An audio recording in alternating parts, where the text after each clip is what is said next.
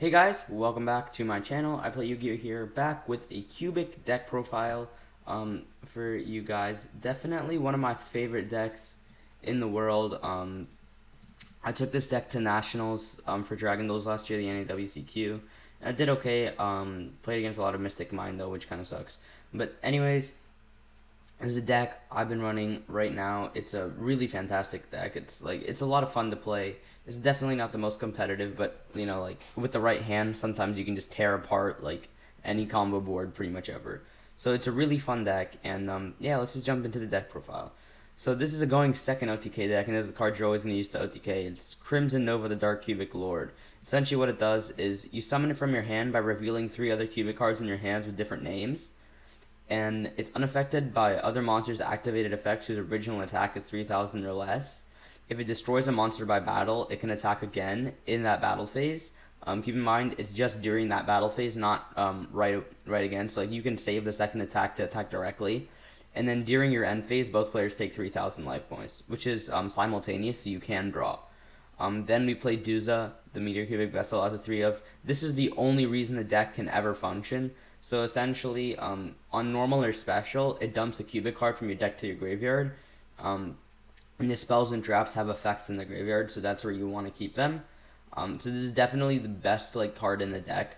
It's not a hard once per turn. It has a second effect that during either player's turn, if a monster was sent to your graveyard while it was face up on the field, it can gain 200 attack for each monster in your graveyard with a different name. Keep in mind, it's not only cubic monsters. I think the way they intended for this card to be used is you normal summon it, you send a cubic monster, and then it gains some attack. But obviously, we just use it to send the spells and the traps. So definitely a necessary 3 of. So this card is I guess what the deck revolves around, but it's basically an inherent brick. This card isn't actually that good at all. But the reason you need to play 3 of it is for cubic karma. And also going first, if you can't make one of the XCs that you would want to make going first, this is your next best option. Basically, you just set it and it can't be destroyed by battle. Which, as a continuous effect, a lot of decks put up a bunch of negates and stuff. If you just have a monster that can't be destroyed by battle, sometimes they can't out it, which is actually kind of funny to me. But that's how it is. But every deck will be able to make access code eventually or something, right? But again, a necessary 3 of for cubic karma. Yeah, so we played 2 Gira Guile, the Cubic King. By the way, we'll get to Cubic Karma later. So we played 2 Gira Guile, the Cubic King. So what this card essentially does is on summon from the hand, if it's special summon from the hand, inflict 800 damage to your opponent. And the way you summon it from the hand is by sending a cubic monster you control to the graveyard. Which is, this is probably the best one out of all of them to summon because you only need to send one. Gains 800 attack, which is completely irrelevant. And after the damage, and at the end of the damage step, if it battled, you can send it to the graveyard and then target up to 2 Vijam the Cubic Seeds, which is this one. Special summon them from your graveyard and add a Vulcan Drogni from your deck to your hand. Now, I used to be playing Vulcan Drogni. I used to be playing a much more hefty cubic lineup, but now I've sort of just cut it down because of consistency reasons. So right now I'm sticking to just this lineup. So you never really use the second effect. Like I said, they're sort of all based around Vijam, but that whole part of the effect is pretty much irrelevant. Next we play Indiora Doomvault, the Cubic Emperor. So what this card does is you must be special summoned from your hand by sending 3 cubic monsters you control to the graveyard. And if it's summoned this way, it gains 2,400 attack. And if it's summoned from the hand, your opponent takes 800 damage. This is actually really good in time, by the way. You just go first, and you can, you have, easy ways to win in time. Which is, it obviously sucks, but just the way it is, right? So, the important part about this effect, because you're actually not going to summon it off of its own effect. You're going to summon it off the trap card, which we'll get to later.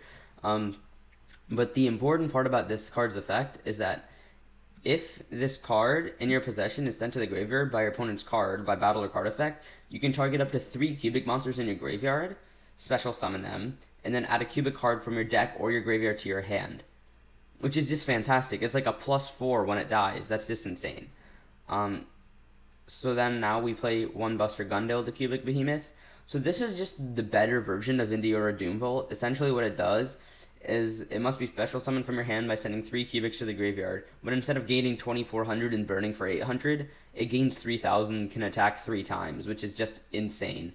This one does not burn, but it has the same effect when it's sent to the graveyard by your opponent's card effect. So the only reason you play the 2 different ones rather than just rather than 2 Buster Gundle is because it's more name for Crimson Nova, right? So this card is obviously just worse than this card in every way, but you need another name for Crimson Nova. So this is a going second deck, so we have to play the 3 Nibiru. It gives you a card on field, which is actually really good for the Duza combo, which I will show you after this. So you need 3 Nibiru. I think this is like unquestionably needed. Yeah. 3 Godarla to out the new Dino Lock with the barrier statue, and also to out UCT if you need it, or just any problematic monster. Basically, you out whatever monster on the field is troubling you. Like a 4 material Apollosa can actually stop this deck because its original attack is what it becomes. So it would actually have 3200 original attack, which means that it can negate Nova, which is, whatever card on the field is most troubling to you is what you get rid of with Catharia. This is also FTK against Sky Striker, right? Because they can't activate any of their cards anymore. So I think you need to play 3 Kaijus. I've just chosen this one because of the barrier statue lock. So next we're playing 2 Summoner Monk. So this card plus any spell card is like insane in this deck, but the reason I'm only playing 2 is because you don't want to brick on it, and chances are your opponent is going to have a hand trap for it. And like, yeah, people are always like, I don't care if I draw 2. I do care if I draw 2, because this is the card that's like, okay, now I've wasted my normal summon, they've hand trapped it. I do not need to have any more bricks in my hand, right? I don't want any more bricks in my hand. I need, this card to resolve. And if it doesn't, I need my hand to still be able to do something and not be bricked with multiple Summoner Monks. So this is the reason that I'm playing 2 instead of 3. But I'll show you the combo with this card plus 1 spell card in this deck. And then we're playing the 1 Pankratops because this is a going second deck. Alright, onto the spells. We're playing 3 Cubic Karma. So what this card does, this is like one of the best cards in the deck. If it's activated, you can target a cubic you control and send any number of Vijam the cubic seeds from your deck to the graveyard, deck or hand. So that's basically the reason you play 3 of. And the monster gains 800 attack for each one, even if Karma leaves the field. During your opponent's turn, if a Vijam the cubic seed is special summoned to your field by the effect of a cubic monster, send this card to the graveyard half your opponent's life points. So I've hardly ever resolved this effect, but it does happen sometimes. Basically, the only way you're going to do it is by Indiora or Buster Gundle getting sent to the graveyard on your opponent's turn. Right? And then the last effect, the most important one. You can banish this card from a graveyard, add a cubic monster from your deck to your hand. So this makes Duza essentially Stratos for the deck. Duza, dump Karma, Karma, search Crimson Nova, or whatever you need. And keep in mind, this is not a hard once per turn because none of these cards are. I think this archetype is slept on. I think it's pretty decent as an OTK deck, and it can put up like some of the highest outputs of damage. I think like the most damage I've dealt in one turn is like 80,000, which is just insane. So yeah, absolutely necessary 3 of. Definitely, really needed for the deck. Now we're playing 3 Cubic Wave. This card is absolutely fantastic. This is your main card that you're going to use to OTK in tandem with Crimson Nova. So essentially what it does is target a cubic monster you control and a face-up monster your opponent controls. The attack of that monster you control becomes double its attack, and if it does, the attack of the monster your opponent controls becomes half its attack. So keep in mind that even if their monster is unaffected, you can still use this card as long as their card can be targeted. So it affects your monster first, not theirs. So even if theirs remains unaffected, it really doesn't matter because your monster becomes 6k, which is just, a little bit crazy. Definitely, I think, the best OTK card in the deck. And the second effect, the Graveyard effect, that most people actually don't know about this card. Like, everyone just focuses on the first effect. The Graveyard effect is really useful. You can banish this card and any number of cubic monsters from your graveyard. And if you do, target cards your opponent controls up to the number of cubic monsters you banished, and place cubic counters on them. And monsters with cubic counters can attack and their effects are negated. So Vijam does have an effect for placing cubic counters. Basically, at the end of the damage step, if it battled, you can put it in your spell trap zone as a continuous spell card, and that monster gets a cubic counter. Keep in mind to keep them permanently, so their effects are negated and they can't attack permanently, which is really cool for stalling. But like the problem with VJOM is, you know, it's just too slow and you have to rely on them having no negates. So that's why that's not so good. Also, this special summons itself during the main phase, but you know, again, that cubic counter effect doesn't really matter. Wave's cubic counter effect does. If you want to stop a card like Dolka, if you want to stop a card like UCT, you need to use cards like Cubic Wave, for sure. Absolutely necessary to do that. Next, we play 2 Cubic Dharma. This is a really, really good card, and I was going to play 3, but my biggest problem with this card is that it's a hard once per turn for both effects. So essentially, you can send a Cubic card from your hand to the graveyard, and if you do, draw a card on the field, and in the graveyard, you can banish it to target a Cubic monster in your graveyard and add it to your hand, which is, you know, pretty good. It's essentially like it's karma for recovery rather than for extending. So I might bump this up to 3, but for the time being, I'm playing 2. I'm probably going to do some stuff in person for this deck, by the way, as well, because this is one of the decks where I pretty much just have, like, almost all the cards. 3, Call by the Grave. This is, like, I don't need to explain this. Stops hand traps. It's a form of interruption. Stops cards like Valkyris for the Necros matchup. You know, things like that. Definitely Call by the Grave is necessary. 3, Foolish Burial Goods. Now, this is, like, it makes sense in this deck, right? I just explained to you that Karma, Wave, and Dharma all have effects in Graveyard. The reason I'm playing 3 of this, other than Monk, is that this is guaranteed to do something for you, even like if it resolves. And if it doesn't, like if the activation is negated, then you just activate another one. Whereas you don't get a normal summon even if you don't get another normal summon even if the effect of Monk is negated. So that's why you know, you play 2 of these, 3 of these. I think 3 is definitely correct. Probably one of the best cards in the deck. And then we have 3 Lightning Storm because this deck auto loses to back row decks. But you know, I was playing Twin Twisters, but Lightning Storm is just better. I'm like in real life, I'm gonna continue playing Twin Twisters just because I don't own Lightning Storm. But yeah, you definitely, I think you need to play some sort of back row removal, whatever that is for you. Whether it be Twin Twister, whether it be Lightning Storm. The only thing that I suggest that you don't use is Evenly Matched because that skips your battle phase. So you definitely need to play. I think Lightning Storm's the best one. It's up to you. Konami, bring back Harpy's Feather Duster, please. Alright, so now we have 1 Monster Reborn because Monster Reborn extends us in our combos, and 3 Unification of the Cubic Lords. Now on field, this is a fusion for the Cubic Fusion monster, which is Crimson Nova Trinity. So I'll explain what that card does if you want to play it, but I don't think this is very good. So it takes 3 Crimson Nova the Dark Cubic Lords. You have to use all 3 of your boss monsters, at which point if you have all of those on field, you've already won. It can't be targeted or destroyed by your opponent's card effects. When it declares an attack, half your opponent's life points. If it destroys a monster by battle, it can attack again. And then if you take any damage, inflict the same amount of damage to your opponent. So, like, obviously, if you can get this card on field, you pretty much auto-win. There's not much your opponent can do to, like, stop this, especially if you use Dharma to get back Nova to hand, because then you literally just attack, half their life points, and phase, you take 3k, they take 6k. But that's, like, it's so, you're never gonna get this card out, right? You're not gonna get it out, so there's no point in playing it. It's just a waste of space. So just don't play the fusion, in my opinion. But the grave effect of Unification really does matter. You can banish this card if a cubic leaves the field. If a face-up cubic monster leaves the field, right? It doesn't have to be in your control. It just has to be a face-up cubic monster. You can banish this card from your graveyard, special a level 4 or lower cubic monster from your hand or deck, ignoring its summoning condition. So this is how you're going to bring out Indiora and Buster Gundo. Mostly Indiora. Buster Gundo, like, you try and bring it out by its own effect. But, you know, Indiora, this is how you're going to bring it out. And I'll show you the first turn combo.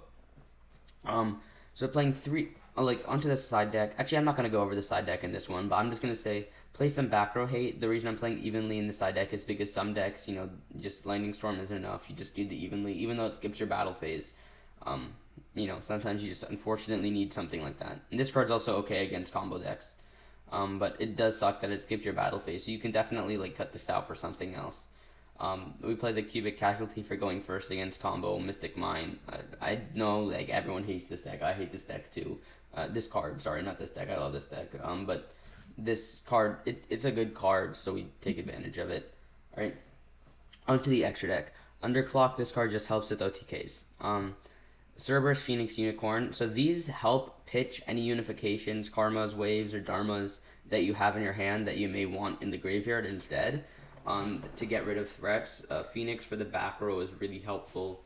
Cerberus comes up every now and then, though you usually don't have problems dealing with monsters. And then Unicorn obviously is just really good. We play Trisbana because, again, we struggle against back row. You'll see there's a lot of back row hate. We play Bomber Dragon because, by the way, interesting thing about Trisbana and Bomber Dragon and Zeraboros, Nova is unaffected by all of them. So, essentially, you can summon a Nova to zone this card points to, banish your opponent's entire field in this card, and then just attack directly for game. So definitely, it's just insane, right? So the topologics, I think, should make sense to people once you see how we make them, and I'll show you in the combo. Access code for OTKs, Boros Horde for OTKs. In OTK deck, I think you should play both because they both have different utilities. All three of these help with OTKs, right? They all serve their different purpose.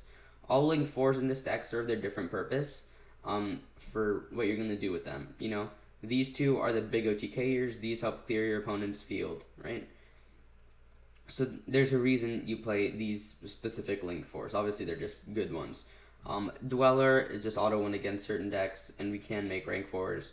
We play Exciton Knight for going first. So if I just show you all the going first ones, we have Dweller, Exciton Knight, and Baguska. Dugaris is for going first or second. This card is just really good. Tornado is good going first or second. Honor Arc is only good going second. This card helps out cards like Megaclops, which we usually don't have problems outing because we can just dump Wave to graveyard. But, just in case we have this card, and then, like I said, we struggle against back row. So we have, a lot of back row hate and stuff, but, yeah, this is the deck that I've been using for Cubics. And now I'm just going to go into a solo mode battle, and I'm going to show you our Summoner Monk plus any spell card combo. By the way, if we draw, we are with these two cards. I'm going to show you the Summoner Monk combo now. Yeah. So obviously we're going to start out normal summoning Summoner Monk.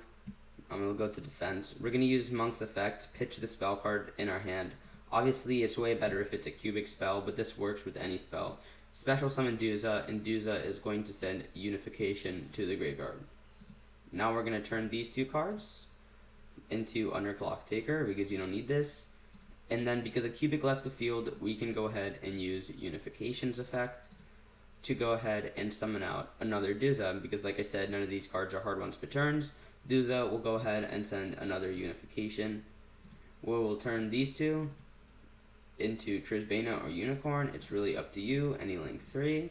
Here we will go ahead and trigger off this Unification to go ahead and special summon the third and final Duza in our deck. And then this Duza will send a Unification to the grave. Okay. Now here we're going to turn these two into Zeraboros. And then we're going to trigger off Unification to special summon this. By the way, I believe in the deck profile, one thing I forgot to mention is a card that summon off Unification can't be destroyed by battle or card effects the turn it's summoned. So if you really have to go first and all you can do is normal summon Duza, that's fine. Normal summon Duza, send Unification. When they get rid of Duza, use Unification's effect and they can't out the other Duza. Kind of cool. So this is going to be your end board off those two cards. And what you're going to do is on your opponent's turn, when they get rid of this card, you can go ahead and special summon back all three Duzas. Oops. Right? And add Cubic Wave from your deck to your hand. Use Duza, use Zeraboros Chainlink 1, Duza Chainlink 2, Duza Chainlink 3, Duza Chainlink 4. And what you're going to go ahead and do here is you're going to send Karma to graveyard, you're going to send Karma to graveyard, and Karma to graveyard. Right? Zeraboros will trigger banishing their entire field. Right? Alright. Now comes come your turn, you're gonna draw any card. It really doesn't matter what, so I'm not even gonna show you. You can bring Zeraboros back in the middle zone to block out the extra monster zones. And then you can go ahead and use all 3 Karma's effects. And what you're gonna go ahead and search is Crimson Nova, Vijam, and Giragail. Okay, you'll now reveal the 3 cards in your hand, special summon Crimson Nova to your field. You can activate this, target Crimson Nova and a monster they control, and they will go ahead and double Crimson Nova and half that monster. And now you just have game here pretty much. Also, you can banish this and this to negate the effects of a face-up monster they have on the field. Second option is you can just make this a Bomber Dragon and you would still have all the Duzas in graveyards. You would get more value out of the Waves graveyard effect. So this deck can do some stuff going first. Not really too much like super fantastic, but it does some cool stuff, right? Obviously you want to be going second. So yeah, I really hope you enjoyed this deck. This is like one of my favorite decks. I can definitely do a lot more videos on this if you guys want to see them, because I have like a lot of in-depth knowledge in this deck. It being one of the decks that I know the best. So yeah, I really hope you guys enjoyed, and I'll see you in the next video. Alright, peace out guys, bye.